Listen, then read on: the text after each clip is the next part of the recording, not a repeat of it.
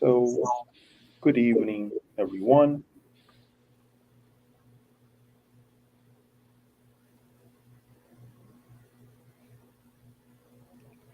Good evening, everyone. We would like to take this beautiful time to start this evening with the introduction of our dear friend Luis Lima, who is will be guiding us to talk about the Spiritist hierarchy. Luis Lima has begun his journey in Spiritism since 1990. As a serious researcher on the scientific aspect of Spiritism, Luiz has been facilitating the studies of how to bridge science and Spiritism in both languages, Portuguese and English. Mr. Lima is a renowned lecturer in the Spiritist movement and participates in local and national seminars and events all year round. Luis Lima holds a degree in electronic engineering and he works in the computer network industry. As well, as I always like to say, Luis is also a friend, a brother to many of us. Have him be here before with us, and many of the events he's there, right?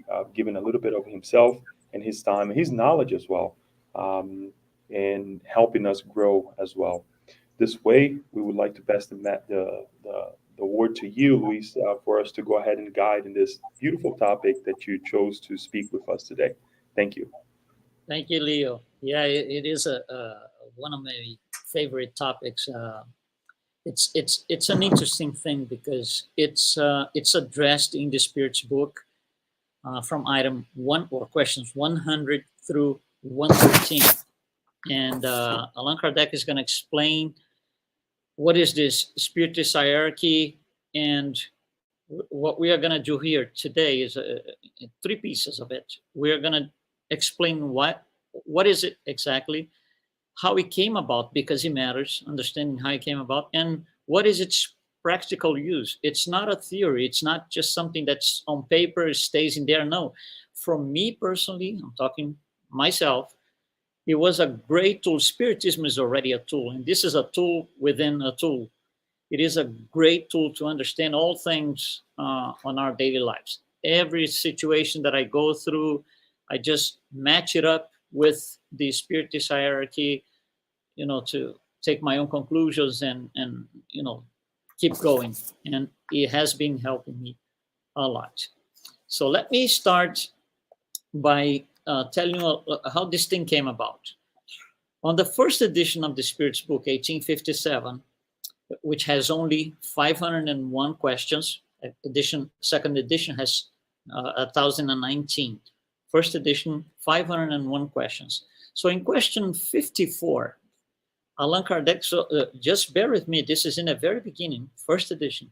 So Allan Kardec asks the spirits, are all the spirits equal? And the answer is, well, they are in different orders. So it's already starting to become a little more easy to understand. They are not all equal. We can see that. Then he goes for the next question, which is 54A. He's going to ask, okay, so if you're telling me there are different orders, what makes it different? What is the difference between them?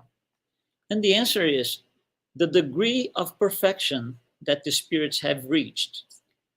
So, okay, so now we conclude that spirits are closer to perfection, are in a different scale altogether than those who are not. And then he goes for the next question, B, 54B. Are there a set number of orders or degrees of purification among spirits? Meaning, Allan Kardec is this professor, he has this academic mind. He's trying to kind of categorize this thing as as detailed as possible. So he asked how many orders, how many degrees, and the spirits give sort of a vague answer for Allan Kardec's taste. So they say the number is unlimited, but we might reduce to 3 principal orders. So from this, Allan Kardec is going to go deeply in trying to organize categories to understand and explain about this Spiritist hierarchy. So from here, he creates something that came to be known as the spirit scale. In again, why was that created? Because there are different orders. He wants to categorize as much details as possible. So in trying to do that, he will negotiate. That's the word, negotiate with the spirits. How many categories can I go more than three? Yes or no? There's a lot of back and forth between him and the spirits. Now, why is he doing all this work? So these are the three things that we need to understand. What is it? So it's a classification of spirits, not people, spirits, according to their moral behavior. What is the criteria that makes one be different than the other? One is up here, the next one, or the other is down here. What makes a difference? Three things. The level of morality is number one. Number two, the acquired qualities. Number three, the imperfections to be eliminated. Every spirit has a degree of morality that it has achieved, it has acquired qualities, and it still has imperfections to be eliminated. You put this all together, that's what the criteria is for putting a certain spirit within the scale that we're going to talk about. And why is he doing that? What's the objective? And I think that's the great thing about this tool. It's to understand the interaction between spirits of different orders.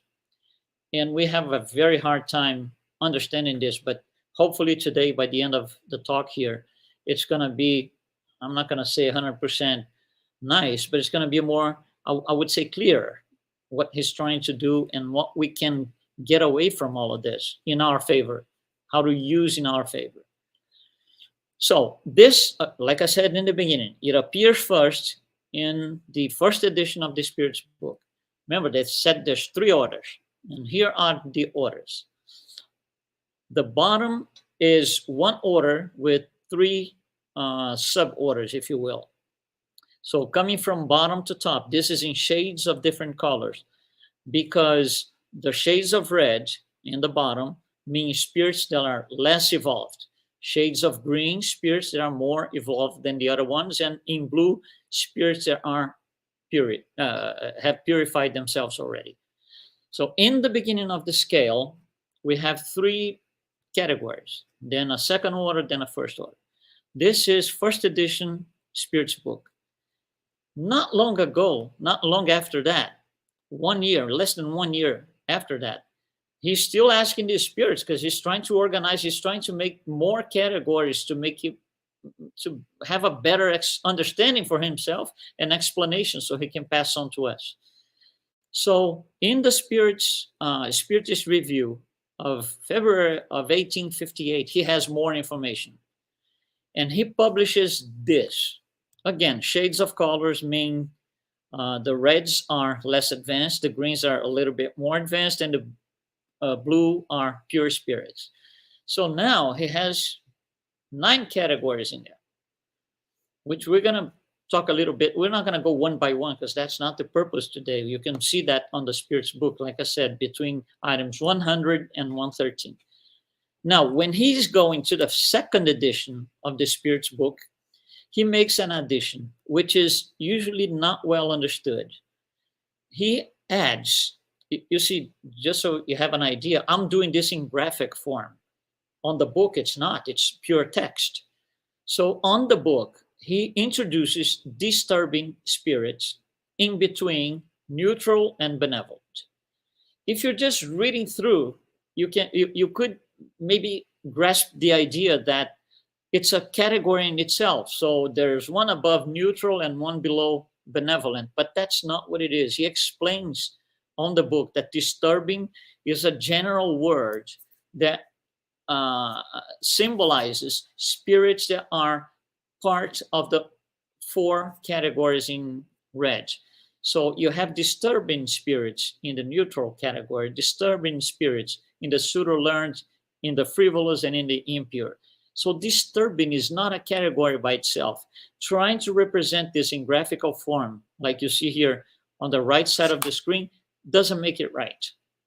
So what we are going to use is what you see here on the screen. This is the categories of spirits according to their level of evolution. So I'm just going to put this on the left side here, and we're going to take some, we're going to talk a little bit about these things. Again, we're not going to go one by one, because this, it's in the Spirit's book. We need to grasp the meaning and how to use it in practical terms.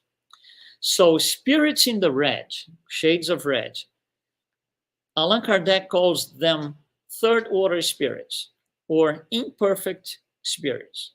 So imperfection or third order spirits is what this category is. What is it exactly? What makes a spirit fall into the third order? So first of all, third order spirits live a life where there's a tremendous predominance of material life over spiritual life. And it gets worse as you get to the bottom of the screen. So for example, impure spirits, it's almost all material life, almost no spiritual life. So that symbolizes, that's this category. Also, there's a tremendous propensity to do evil because of the ignorance of the spirit. It hasn't learned enough yet. So there's a tremendous propensity to do evil. It's almost like we try to do evil all the time. When we can't, well, okay, this one time I'm going to do good. It is that way for certain spirits living on earth. Also, we don't have a good understanding of God and infinity, for example. We have a brief, like a light intuition about what God may exactly be. We can barely define God. The definition that we have given to us by the spirits on the Spirit's book, question number 1, right? What is God? And the subsequent questions. We have a hard time understanding those things. It's complicated because we are too low on the scale. We, all of us here on earth, not all, but the great majority of the spirits on earth are third order spirits. So we have this propensity for evil, and we live a material life much more than our spiritual life. And in here, we are going to find these disturbing spirits, which are scattered and distributed through the 4 sublevels of the third order. These are third order spirits. That's us. That's what we are. Spirits in this order need, in any order, right? They need a habitat, a spiritual habitat. Ours is earth. Earth is one of them. It's a world of trials and expiations that will house spirits like this. It's not the only world that could house spirits like this, but it's one of them. So here we are, most of us in the third order category. And then we have the green spirits, shades of green. Those are second order spirits, or also called good spirits. And there's a tremendous difference between third order and second order. And the main difference is the material life versus spiritual life. Third order spirits live much more the material life than spiritual life. Second order spirits is the other way around. There's a tremendous predominance of spiritual life over material life. So their focus is on spiritual life. They still have to live a material life, but the focus of their purpose is to focus on spiritual life. Also, there is no propensity to do evil. It's the other way around. There's a desire to do good all the time. No evil. And also, and this is an interesting thing, they have knowledge. They have a lot of knowledge. And they have moral qualities. But the key is they put both together. You see, on the third order, we do have people with a lot of knowledge. We do. Throughout humanity, we have a bunch of them. And we do have people with moral qualities in the third order, or we had in the past. However, putting those two things together is the key.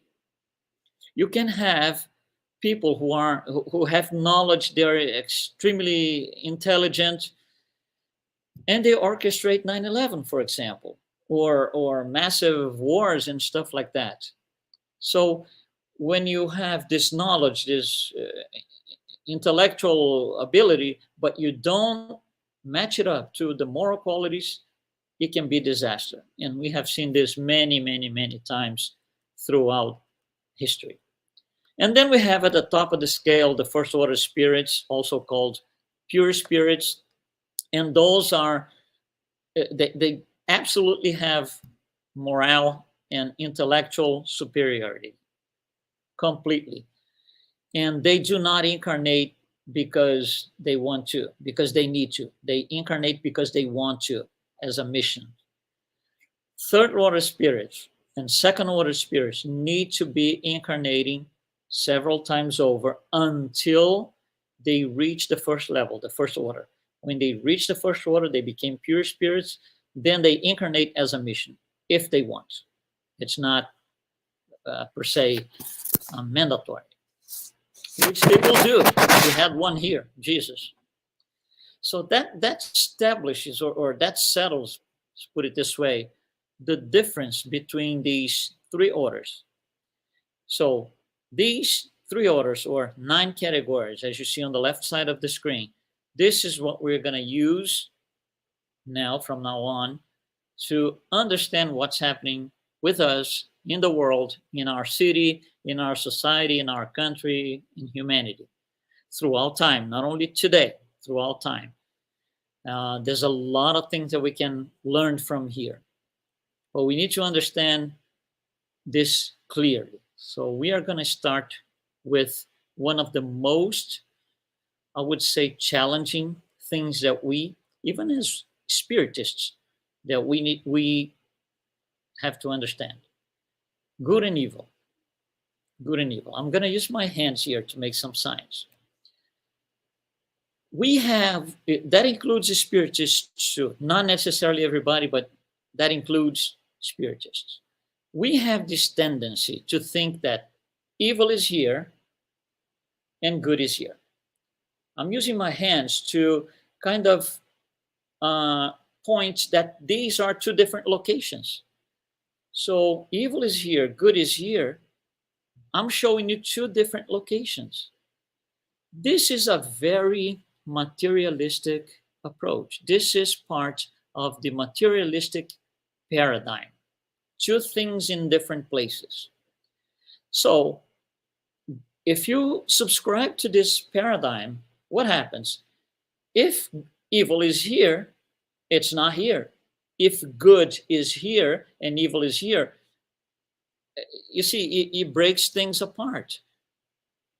Because if there's evil here, I'm trying to understand, to have you understand the materialistic challenge that they impose on us, spiritualists, spiritists. They will say like this: there's evil here, there's a war or something, there's evil here.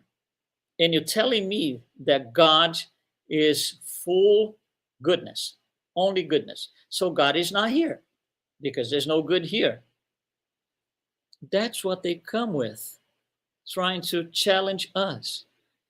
And if we don't understand this, if we don't know exactly what's going on, which hopefully I'm going to be able to explain to you, if we don't grasp the idea in details, we're going to just back out. They're going to put us against the wall and we still don't have an answer. And they'll say, you see?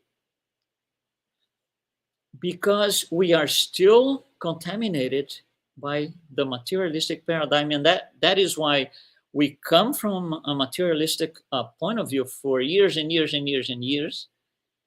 And not only that, we live in a society which is extremely materialist, that contaminates our good intentions in being, in living a spiritual life. So coming back, good and evil, good and evil. We try to understand good based on evil. Why? Because we know evil more.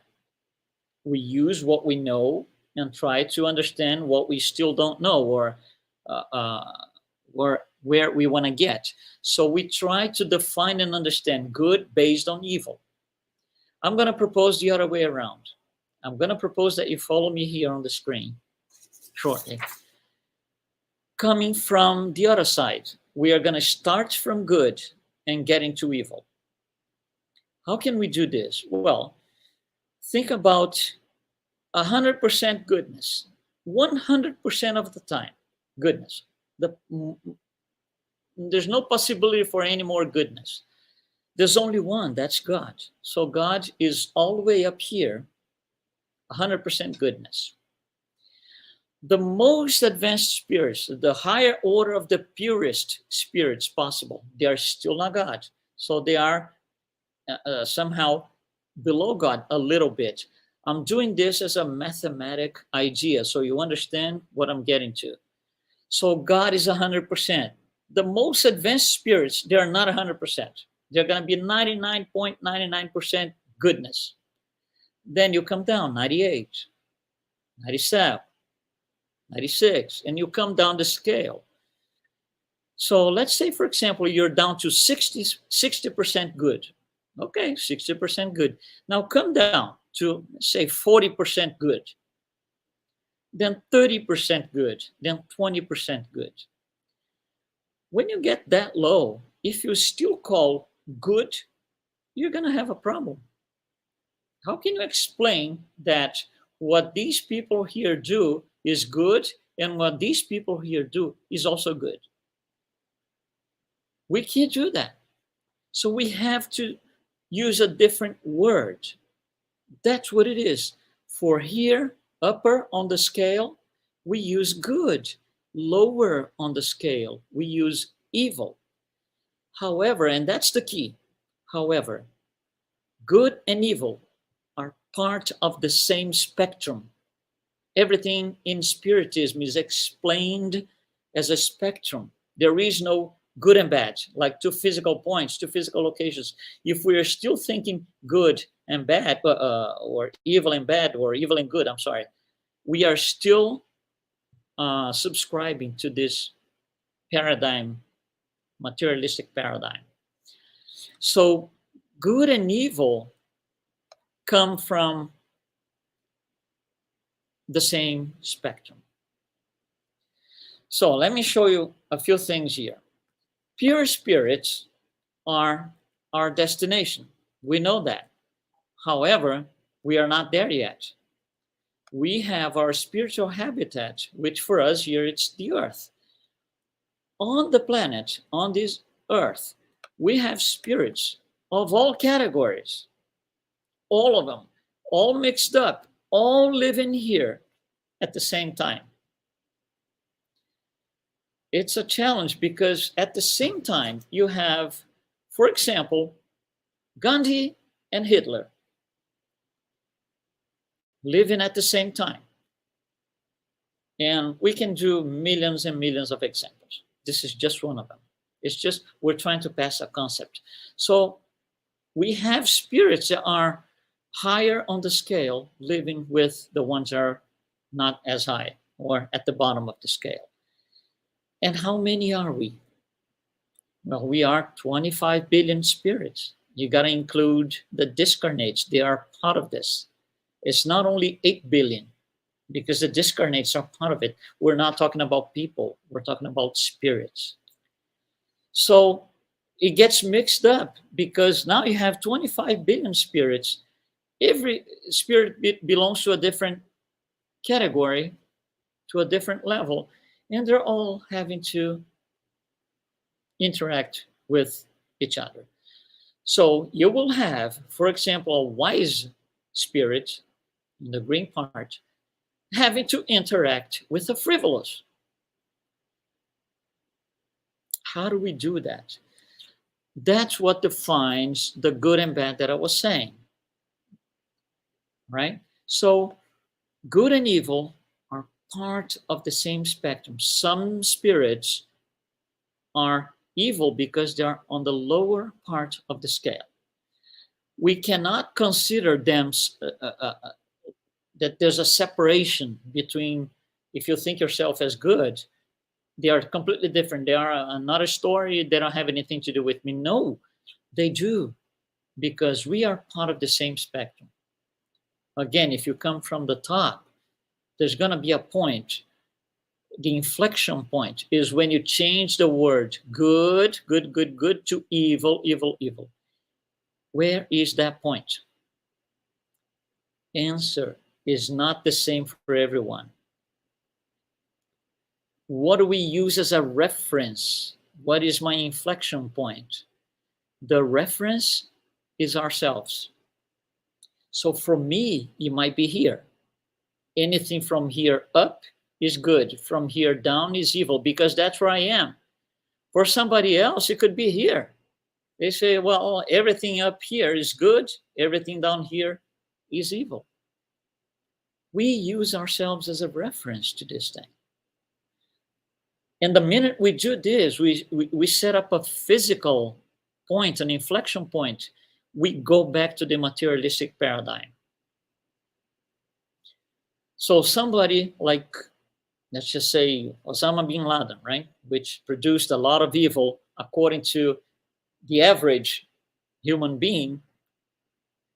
Think about this. If you go to a terrorist with a microphone and you interview him and you say, don't you think what you're doing is evil?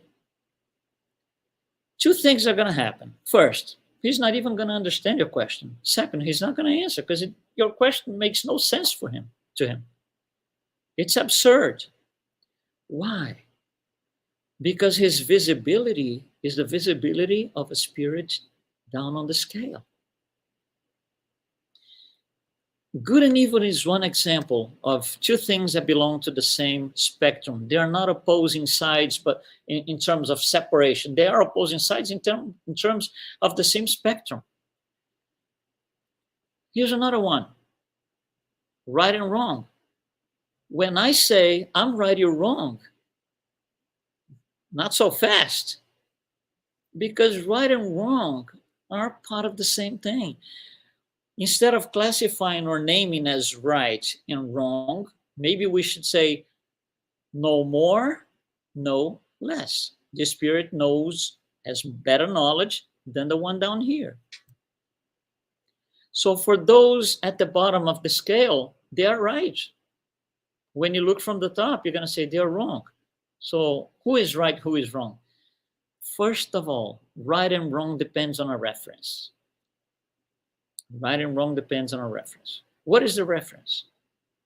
Depends. It could be myself. For example, in terms of a society, we have the laws of the state, the city, the country, which states what's right and what's wrong. And that is based on what? On human beings that in the past wrote these laws. Who are these human beings? Third order spirits. You see how complicated it gets to try to define things as punctual. Right is here, wrong is here. No, they're part of the same spectrum. And here's another one. Love and hatred. Same thing. Love at the top of the scale. Let's do the same exercise. Let's come from the top of the scale.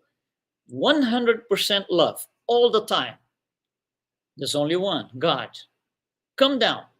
99% love, 98% love, 60% love, 40% love, 20% if you call love.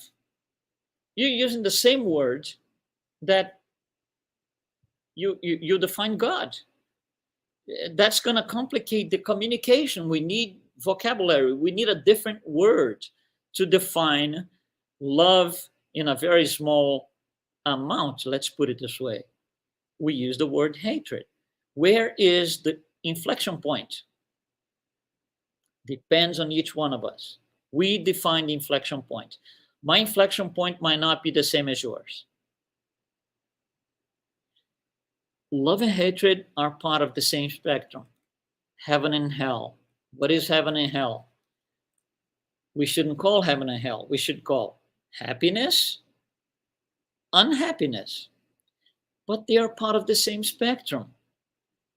One thing can make you happy or unhappy, depending on you, not depending on the event. If it depended on the event itself, that would be something punctual. It isn't. You and I can be looking at the same thing at the same time. You have a reaction, which is, let's say, happy, and my reaction is, oh, I'm completely unhappy, I'm getting out of here. Looking at the same thing at the same time. So they are part of the same spectrum. And here's another one: forgiveness and revenge. Again, it has to do with how we react to things. Now, let me say this, which is probably very interesting. Let's take another one. Let's consider, for example, patience and impatience to make it easier. So, patience is up here, impatience is down here. For you to get up here and be a very patient person, I'm not even going to say 100%, but very, very, very, extremely, very patient. You have to have covered the entire spectrum below that point. So you were at a certain point very extremely, extremely impatient, then a little bit less, then a little bit less, then a little bit less. And now you're a patient person that you might be admired by others. Oh, that guy is so patient. I love to be around him. What made you that patient? A lot of impatience. This is very interesting because anything on the top of the scale, all these good, right, love, heaven, everything up here is made of everything down here. It sounds contradictory, right? But that's Spiritism. Because in Spiritism, we are taught to look from above, not to look from the bottom. When we look from above, things change. That guy that does evil, he, what's the definition of evil? Even according to some Spiritists, lack of good. No, lack is a space. Lack is space. Lack is materialist. There is no good here. That's materialist. You cannot use the word lack of to understand this. Allan Kardec tells us it's the ignorance of, in the sense of that spirit has not yet learned or transcended that level to a higher level. So it has to do with the level of acquired knowledge, which, by the way, is one of the things that is part of the criteria to classify spirits like that. So it becomes important for us to understand that everything in life is a spectrum. So when the guy down the street takes a reaction and you say, oh, this is an evil thing, he's down on the scale. You were there. I was there. We came to be who we are, to a certain level, wherever you are, because we were worse on that particular subject, on that particular quest. So what makes us, there's a very interesting phrase from Carl Jung. He says this. I'm going to read it to you so I don't get the words wrong. Okay, no tree can grow in heaven unless it has its roots reach down to hell. That's exactly this. That's a drawing that we did on the screen, where you have all these up and down arrows. You see the roots of everything good is at the lower part of the scale. That's why there's no leap. One day you are frivolous, next day you wake up and you're wise. There is no such a thing. You have, through personal effort, which is, by the way, not transferable, personal effort, we have to learn all these things. So we can only be patient since we have known every single degree, level, nuance of impatience. Same for tolerance, intolerance. Same for good and evil, love and hatred. So to be a loving person, we have to have several millions of episodes of hatred throughout our lives until we get to a point to say, you tell yourself, I don't want to hate anybody anymore. I'm tired. Oh my gosh. No, that's it. No, I'm going to change. And that's the inflection point. Then we change. We all come from the bottom. We all start as simple and ignorant. And we're going to go to perfection. Let me show you another one here. Competition, cooperation. Same thing. Same thing. We can only cooperate, but real cooperation, right? All the time, 100% of the time, when we have competed so much and understood that it didn't take us anywhere. So all these errors that you see, we can do 1,000,000 of them. I'm just passing the idea. So we need to understand that everything in life is part of a spectrum. There is nothing punctual. Anything that you think of punctual is materialistic paradigm. So here's one thing that Jesus taught, and I'm representing in graphic form. If somebody comes to you very aggressively, talking loud and out of the blue, you're right there, minding your own. Somebody comes to you very aggressively and talks to you and whatever. There's two things you can do. You can reply with the same level of aggressiveness. So you're going to be replying on the same line. This is called an eye for an eye. You're replying on the same level, an eye for an eye. That's not what Jesus taught us. He taught, don't reply with an eye for an eye. Reply higher on the scale. Show the other cheek, the other face.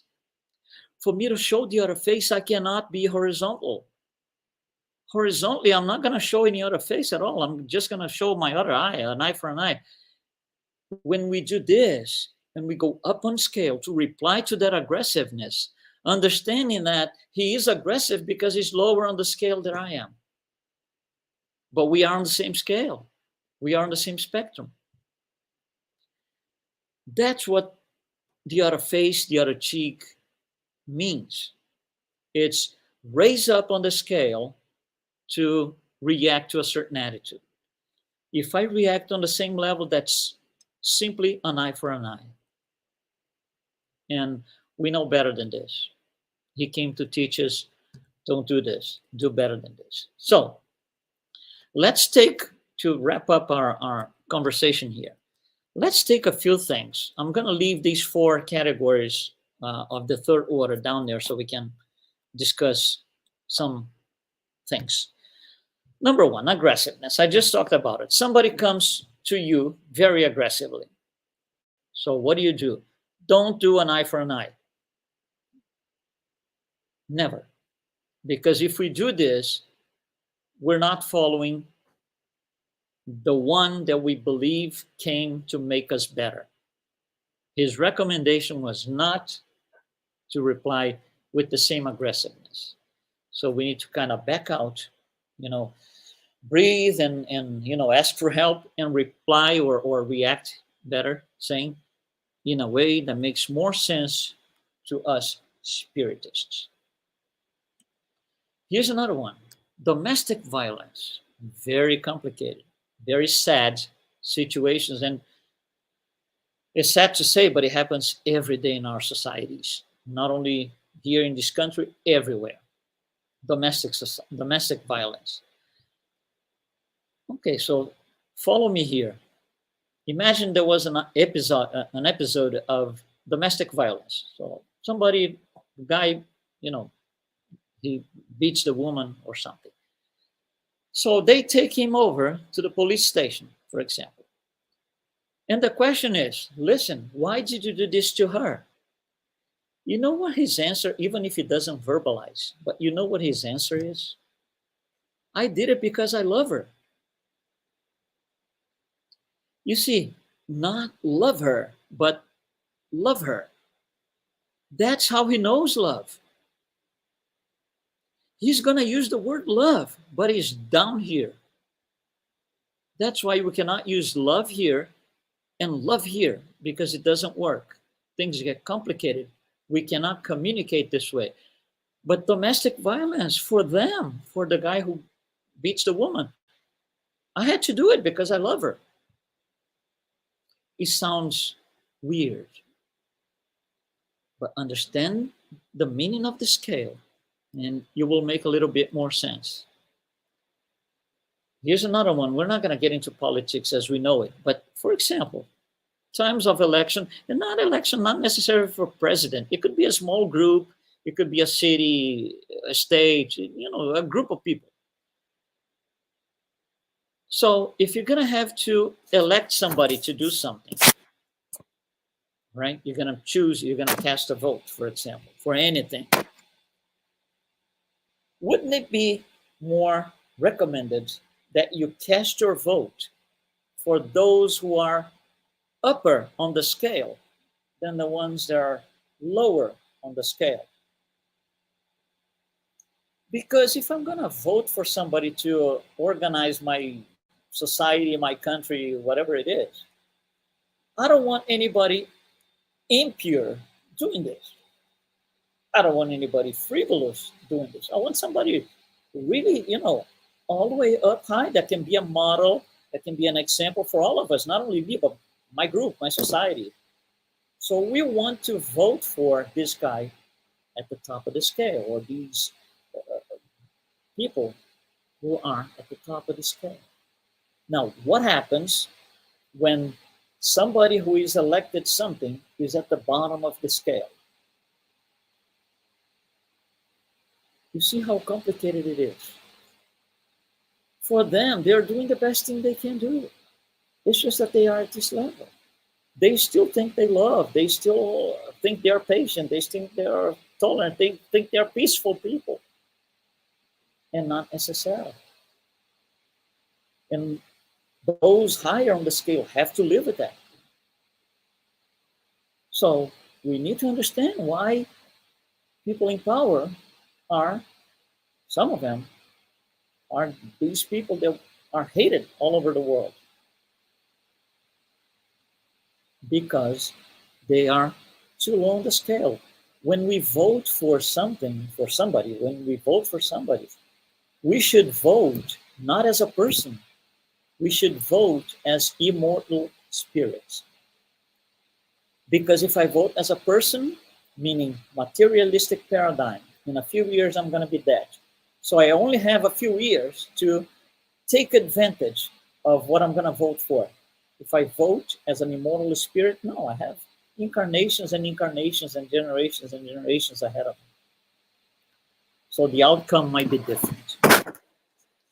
Here's another one, suffering. Suffering is typical of third order spirits.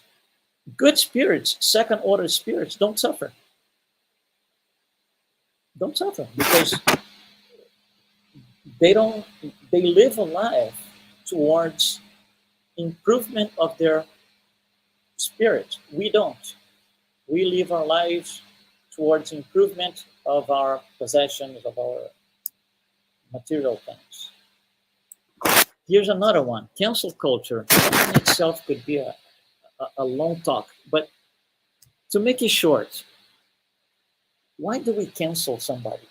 Let's do a very, very, very simple example. I'm wearing a blue shirt here. So let's say that I don't like green shirts. You're never going to see me in green shirts, for example, because I don't like it.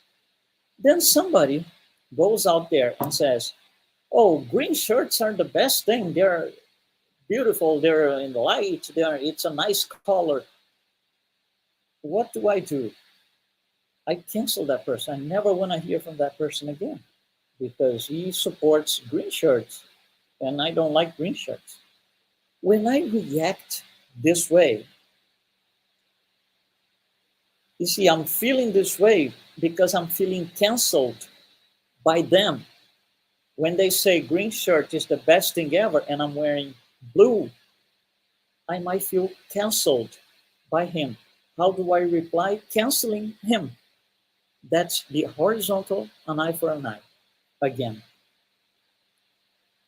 And then we go wrongdoing, all the time. We cancel culture several times a day, maybe a week. It's a normal standard in our society, and we think it's right. Cancel culture is in the red, down in the red.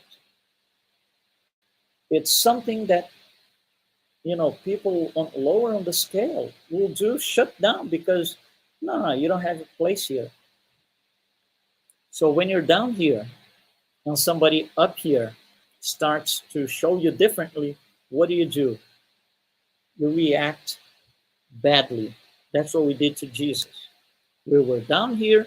He came from up above to tell us, this is what you should be doing to get better and better. So we said, no, you're wrong. I'm going to put you on the cross. He was canceled. And don't we do this today with people, friends, even family members? Here's another one, quickly. Loss of loved ones. It's the same thing. We love people, we lose loved ones, and we completely rebel and revolt, and God is bad, and where was God? Where was God? Makes sense in the materialistic paradigm, where physical, where GPS. It doesn't apply to us. So loss of a loved one. Here's something. Hear me out. See if you agree with me. The hard part is to let go, right? No, letting go is the easy part. Holding on is hard. Holding on is very hard. Holding on every day, every morning, every time we wake up. I keep holding on. Letting go is easy. You let go once and never again. I'm not saying that's easy to do, but that's what Spiritism tells us. You see, we are at the wrong side of the spectrum all the time. And here's the last one, which I called the seeds of perfection, which we kind of touched on this. To be perfect, you have to have been much worse. You started, like all of us, from simple and ignorance. So perfection includes everything that was impure, frivolous, everything. So the seeds of perfection are in everything that we call evil, wrong, whatever name you want to use. That's what makes us mature people. So it is necessary to go through these things. That's what Spiritism explains to us. What perfection is the ability to, we all have to go through this, but the ability to understand is going to make it easier or more complicated for us. And it's different for everyone. Everybody has free will. It depends on each one of us. So I think that's the idea we wanted to bring up today, talking about the Spiritist hierarchy and the spirit scale. I have the spirit scale all the time in my head. So every situation I go through, okay, where am I and where is this person? Why is this happening? I think it makes it a lot easier. So thanks so much. We'll be here for comments and questions, if any.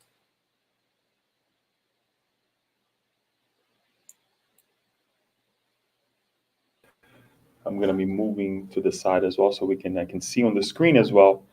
But before I actually make some comments here and I pass the word for the possible questions that we have, it's a little bit dark here because it's better for us to see you on the screen there, and we're going to keep it this way. But we had a little issue with your microphone towards the end. It's better now. I think it was maybe because you moved something or whatnot, but I just want to keep it that way. All right. But yeah, we're it's a good laptop. now. Yeah.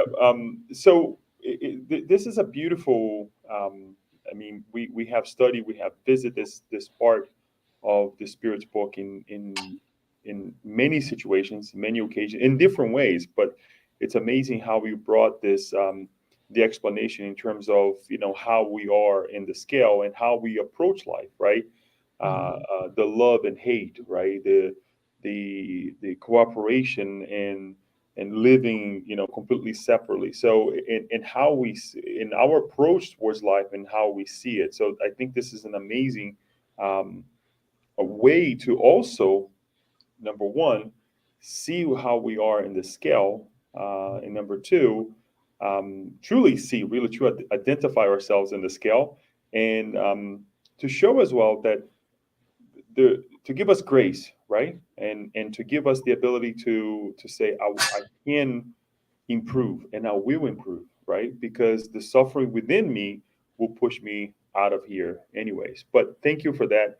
um, I do have a couple questions, but I'll leave it up to the public to ask. And I will start with Paula. She asks, do the spirits only go up the scale? Yeah, they never go down. There is no coming back. It's kind of easy to understand. Think, for example, that you learned how to read, so you're literate, you know how to read, and I'd say to you, I'm gonna show you a page here, but don't read, and I show you the page. When I do this, you cannot unread.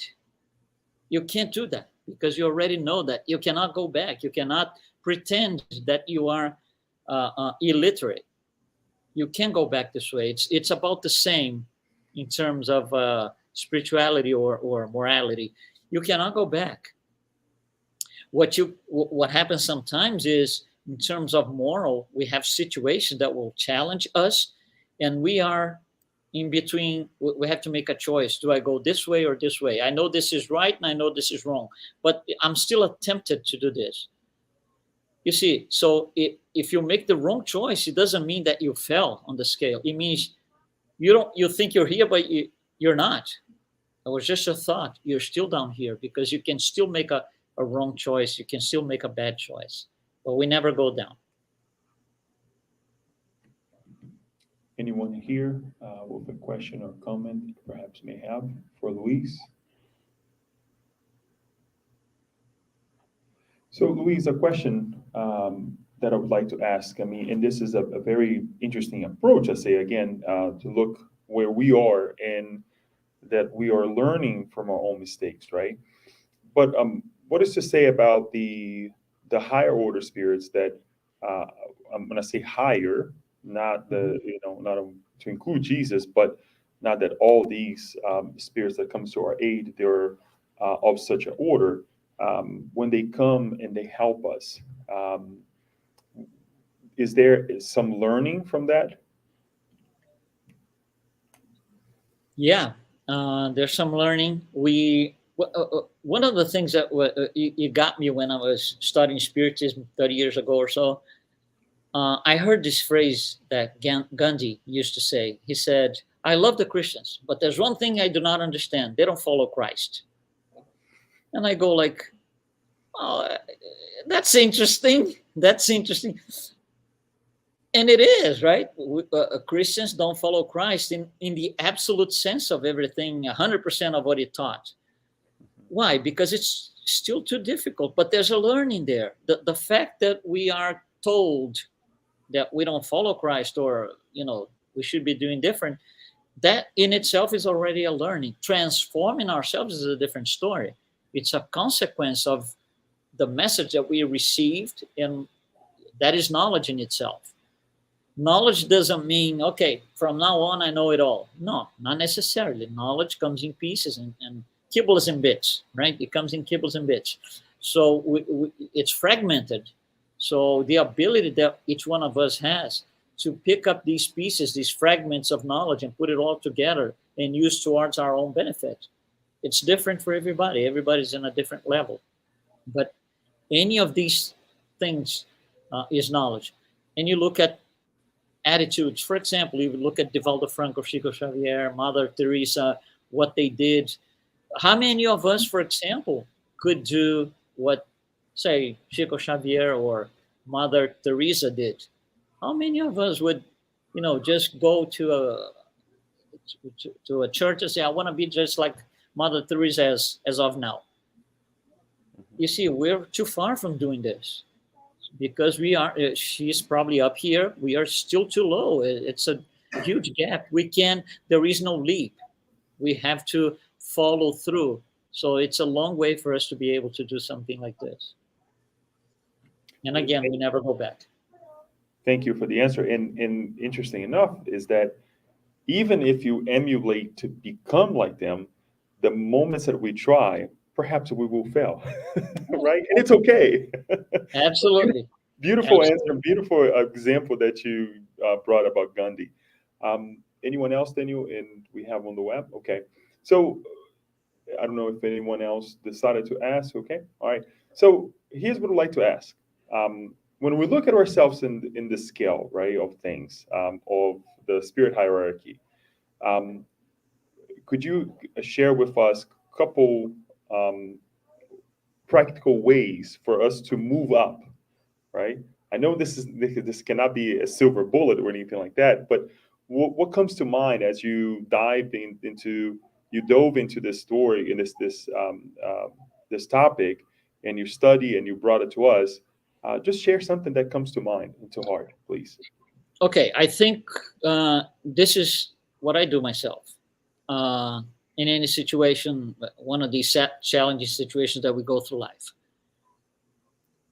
When you are at a situation that you have to make a choice, if you look up on the scale to the master, to the model, right, and say, what would Jesus do now? He would choose this instead of this. Okay. But if we are too far from him, and we are, it's almost like utopian. I'm not ready for that. I'm too far. So, in situations like this, if you look down, the other way around, if you look down, oh, this situation here, if I pick this choice, which is wrong, I'm going to end up just like Joe, my friend, who did this choice years ago. So, if you look down on the scale, you can see, I don't want to do like this. So, I need to distance myself from that kind of thing. I need to go up. Otherwise, I'm going to end up like Joe, my friend, Mhm. which 10 years ago made that choice. So if I make this choice now, in 10 years, I know where I'm going to be. So you see, there's a benefit in looking down.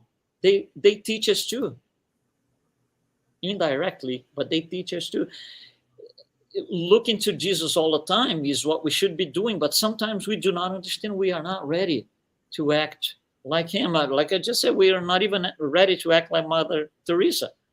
Right. So looking down on the scale, it helps us. I don't want to be like Hitler. I don't want to be like Osama bin Laden. I don't want to be like a bunch of people in the past, you know? So I'm going to start making choices that are different from these people. What choices have they done? That's why we need to study the life of these people too. Because, oh, he did this choice and I end up like this way. Okay, so it all started by making that one choice. That's not something that I'm going to do then, so it helps too, looking down for others. We learn from other people's mistakes as well.